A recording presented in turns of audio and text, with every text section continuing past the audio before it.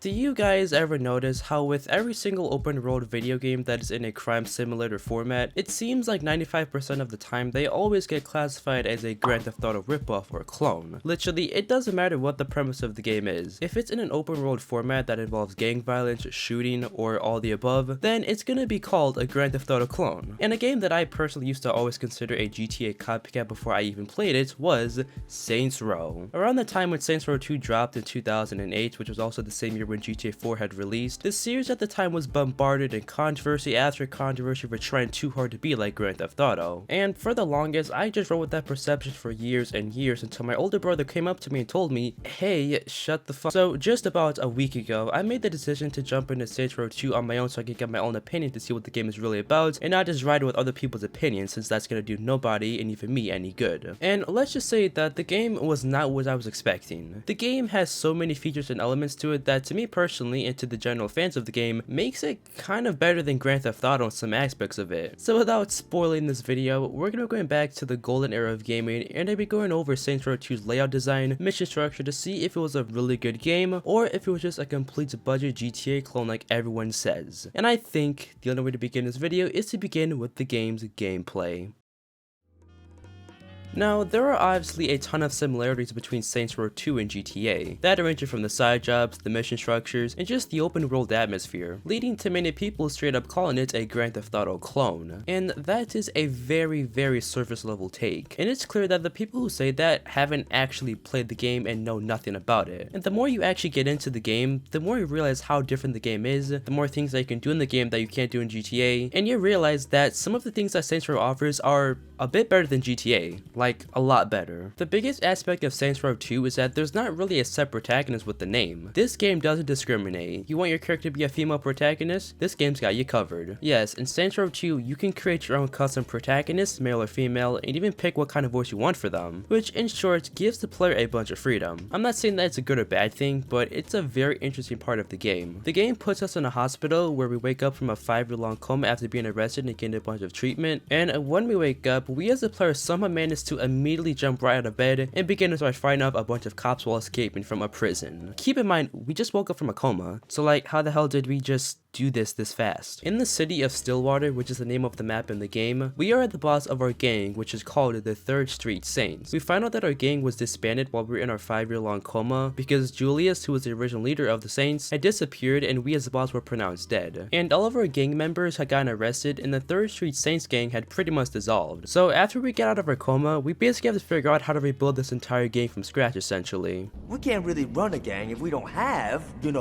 a fucking gang. Now, just from this first mission alone, there is a lot to take in. Firstly, the game presents a completely different kind of style than GTA. In GTA, usually the main plot of the game is that you're trying to get revenge on someone, or you're robbing stores, or just doing hitman jobs for people. But in Saints Row, you're in a gang and are trying to take down a bunch of other rival gangs to take over the entire city. Because the main goal of Saints Row 2 is to get the entire map covered in purple, so that way you can own the entire city. And possibly the biggest aspect of Saints Row 2, and in my opinion that makes it even better than any open world game, is the customization. There is just no other game like it. In Saints Row 2, you can customize your gang, choose what kind of logo you want for your gang, change the look of your crypts on the map, put logos on your character, change their underwear, detail their clothing design, everything. After the first mission, I found myself spending like 10 minutes straight just detailing my character's clothes and putting all sorts of unnecessary stuff on them to, make them look a little less homeless. And in a way, this gives the player so much stuff to do before they even do any activity in the game. The customization ability is one of the biggest things that makes Saints Row 2 stand out from all the other games like the GTA series and gives it a bit more life. Now, like any game, Saints Row 2 isn't a complete perfect piece of media. The game still has a ton of issues that are still very frustrating. For example, like how we just said how the game has so many customization abilities, all of those features were packed tight onto an Xbox 360 game. And doing so, that made the game shit itself all the time. Every time you get into a giant shootout, the game starts to lag like it's a PlayStation 1 game. And one of my biggest gripes with this game is the driving. The controls of this game are so wonky and weird, and driving is just such a pain in the ass. It reminds me of a lot of like something like GTA 3's driving, where the tiniest bump on the road will send your car flying in the air like it's made out of plastic. Another notable difference with Saints Row 2 is that by your health bar, to start a mission in this game, you have to have at least one respect bar, or else you can't start a mission. And you can gain respect by doing some of the side jobs that the game offers. And this was a really unique tactic that Saints Row 2 did. It essentially encourages the player to do the side missions and explore more of what the game has to offer than just speedrun running through the main storyline missions and not really getting the entire Saints Row 2 experience. And I gotta say, I've never enjoyed side missions in a game as much as I did in Saints Row 2. The game has so many side missions. With them, you can play Demolition Derby, where it's kind of like Arena War in GTA 5 Online. You pick what kind of vehicle you want, and you have to crash into other vehicles and explode them, and you earn respect that way. And I've probably done this mission like 30 different times. Another fun side mission that you can do is Fuzz. Basically, you play as a cop, and you essentially go around the entire city beating up and killing people while there's a camera guy filming you the entire time. And then you have Escort, where you pick up a prostitute and a client where they proceed to fuck each other in the backseat of your car while there's a van trying to film it. And other ways to earn respect that doesn't involve having to do side missions is doing graffiti work around the city, but you do have to be careful doing this because if other gangs are around the city, they might notice you doing this and will try and kill you. But don't worry, because the cool feature they can do in this game is call up your homies and they'll come help you fight off enemies. And the game even allows you to have your buddies help you in missions as well, making it very convenient, because the missions in this game can be painfully annoying, so having as many people helping you makes it a whole lot easier. And in case one of your peoples die, a cool thing you can do is revive them within 30 seconds, but just be ready to revive them like every 10 seconds because I can't lie, they are pretty shit and die all the time. And after you beat the game, you have plenty of stuff to do. After you beat the game, you can go around, buy different properties, complete secret missions, continue with the fun side activities, or just customize the crap out of your penthouses. And something that I've never seen before is that you can actually shoot people in your penthouses, which is weird. I mean, it's cool that I can shoot in my penthouses, but why am I able to murder my own gang members? But other than that, there's really not anything bad I can say about the gameplay. There's always a change of pace, and it's not in that super linear style format that Rockstar Games tends to do with their titles. The only real big downside with Saints Row 2 is that there's only 42 storyline missions, which is about half of a GTA game. And the game literally only took me like 2 days to finish. It would be nice if the game was longer, but other than that, not much negative stuff I can say about it. But now let's shift our attention to the map of the game. Stillwater City is a setting of Saints Row 1 and 2. The city is based off of Michigan, a little bit of Chicago, and Detroit, making it a pretty good setting for a game that is revolving around gang violence in the drive-by shooting environment. And it has a very beautiful skyline when it's nighttime. There is a prison in the game, which is where we start in the beginning of the game. And once we end up in Stillwater City right after we escape from the prison, we have access to the entire map. And by the end of the game, we will have explored the entire map of the game, since we have to own every single town in it. Some of the more notable things that Stillwater City offers to us is an entire university, a downtown area, New Saints Row, which is where our gang is located, a Chinatown area, and a ginormous enterable mall with different shops that we can purchase. I can't tell you how many times I've gotten lost in this godforsaken place because I can't find the damn exit. But I feel like all these districts in the game really bring Stillwater City to life. It's obviously not the greatest map in the world if you compare it to games like GTA, Watch Dogs, and more, but it is a solid map.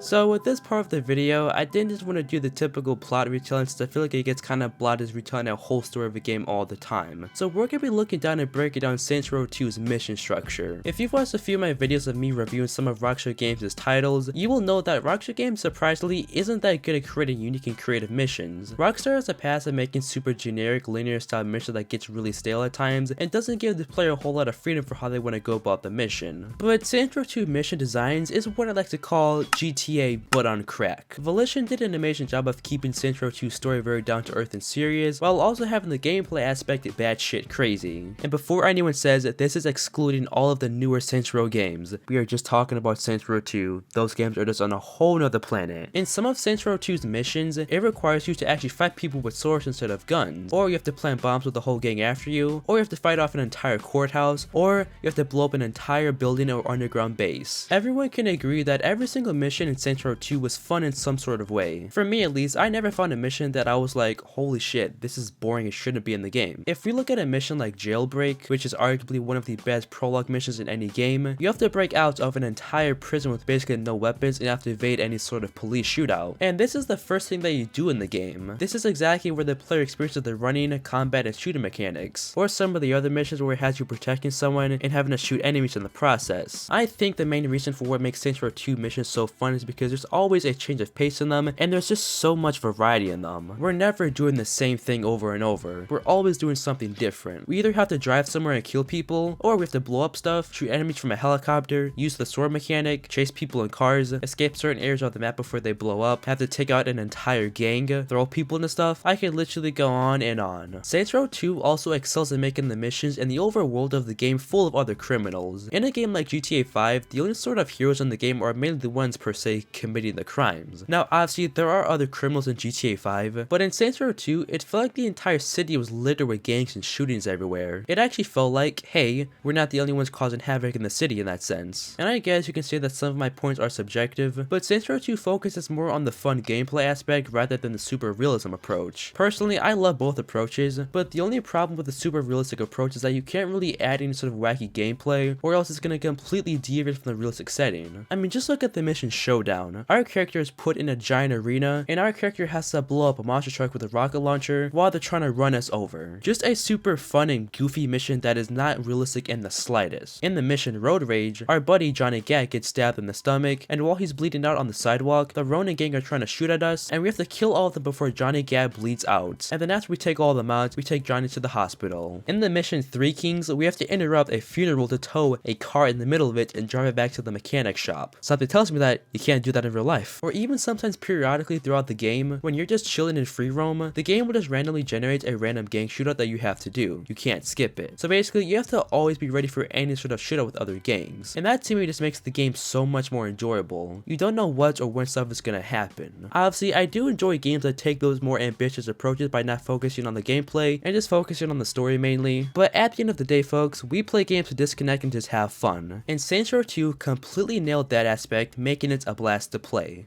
So with Saints Row 2, I went into the game expecting to be a low budget version of GTA like how everyone has been saying for the past decade. But the game is far from a clone after playing it. In Saints Row 2, there's just so much stuff and activities that you can do that you can't do in GTA. After I beat the game, I spent like 2 hours just buying shit, upgrading my penthouses, customizing my clothes, and just dicking around in Stillwater City. So to wrap up this video, if there's one thing I learned with Saints Row 2 and just gaming in general, is fuck people's opinions. I rode with everyone else's opinion for years and years, and never decided to pick up the game and play it on my own because I was just like, people keep saying this, so it must mean the game's gonna be a waste of my time. So this is coming from me. If you haven't played Saints Row 2 or just any other open world game that's in the slightest similar to GTA or any other popular game, do not just think that they're a copycat or a ripoff like people say, because every game is different one way or another, and sometimes people just don't know what they're fucking talking about. So with that being said, thank you all for watching to the end of this video. Thank you all so much for 600 subscribers. I really do appreciate every single one of you guys who watches my videos, and I'm glad that I can somewhat entertain you guys and make you laugh. I do have a lot of games that I do plan on reviewing soon, and I very much appreciate all of you guys' suggestions that you guys leave, and trust me, I will be getting to all of you guys' recommendations soon, so